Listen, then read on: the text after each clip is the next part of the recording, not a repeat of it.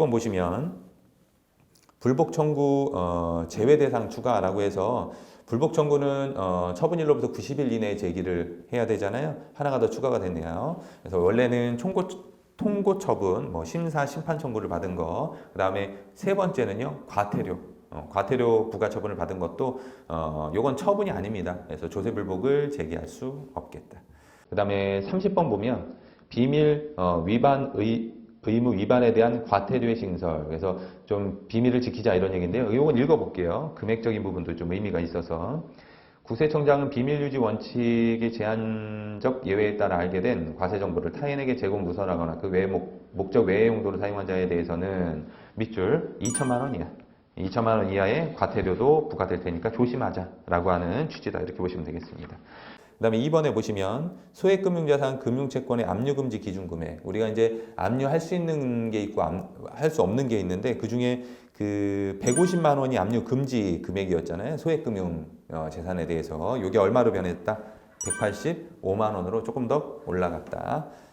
그래서 최저 그 시급 인상에 따른 금액이 조정이 된 거다. 이렇게 보시면 되겠습니다. 185만 원 기억을 좀 해두시죠. 이런 것들은 금액이나 퍼센트 바뀐 것들은 요거는 좀 체크를 해두셨다가 좀 보시는 게 중요합니다.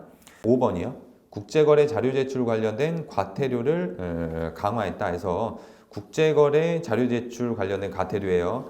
한 장 넘겨보시면 옛날에는 1억 원 이하, 1억 원을 한도로 해서 부가횟수가 이제 한 번이었다가 여기 보니까 1억 원이 얼마로? 3억 원으로 한도가 이제 늘어났고요. 그 다음에 1회 플러스 자료 제출 보완 시까지 매 30일마다 반복해서 부과하겠다라고 해서 조금 더 제재를 조금 더 하는 거다. 그래서 금액이 1억 원에서 3억 원 정도 늘어났다. 그 정도만 체크를 꼭 해두시죠. 요거는 1억 원이 아니고 3억 원이 과태료 부과 한도 증액이다. 그 정도만 기억을 좀 해두시고 7번인데요. 7번은 요거는 좀 체크를 해두시고 특정 외국 법인의 실제 배당 지급 시 외국 납부세의 경정 청구 기간의 연장해서 경정 청구 기간이 옛날에는 개정된 걸 보시면 맨 마지막에 45일이었거든요. 외국 정부, 통지 지연 등의 경우 45일이었던 것이 몇 개월로? 3개월 이내로 해서 경정 청구 기간이 좀 늘어났다. 그래서 45일 아닙니다. 보통 경정 청구와 관련해 가지고서는요. 일반적인 국기법상 경정 청구는 5년이에요. 근데 이제 그 후발적 사유에 인한 경우에는 3개월이거든요. 그거랑 똑같다고 보시면 되겠습니다. 그래서 45일은 없어요. 경정 청구 국기법에도. 그래서 45일을 3개월로 똑같이 맞춰줬다. 11번은 기억을 좀 해두셔야죠. 조세정보 교환을 위한 정보 요청 불응 시 과태료의 인상. 그래서 조세정보 제공 요청을 했는데 불응했다. 그럼 어떻게 2천만 원에서 얼마요?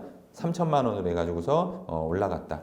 옛날에는 동그라미 두 개여서 금융정보 교환은 3천만 원, 조세정보 교환은 뭐 2천만 원 이렇게 돼 있던 것이 똑같이 3천인 거죠, 그죠? 똑같이 3천이니까 그거만 요거는 체크를 좀 해두시죠. 우리가 조세범 처벌법과 관련해 가지고서 그쪽도 외울 게 좀 많이 있기는 한데 그와 관련해서 요 금액이나 뭐 병과 규정이나 이런 것들이 나오는 경우가 있어요. 이런 경우는 지문 한두 개 정도로는 나올 수가 있는 부분이니까 만약에 이게 너무 헷갈려서 잘 모르겠다 그러면 그냥 크게 신경 안 쓰셔도 됩니다. 근데 이제 조금 세세하게 좀 조세범 처벌법도 공부하면서 다 외웠다라고 한다면 좀 비교해 가지고서 암기를 할 필요성은 있어요. 14번을 한번 볼게요. 통고 처분에 따른 벌금 납부 시 해외금융계좌 신고 의무 위반 과태료 미부과 규정을 신설했다. 통고 처분에 따른 벌금을 납부하면 해외금융계좌 신고 의무를 위반해서 과태료를 부과하더라도 미부과하는 규정을 신설했다 이런 얘기죠. 부과하지 않겠다 이런 얘기죠. 한 장 넘겨보시면 옛날에 미부과 규정이요. 형사처벌 시 과태료 미부과 이렇게 되어 있죠. 형사처벌이 되면 굳이 과태료 또 부과하지 않겠다 하던 것이 하나가 더 추가된 겁니다.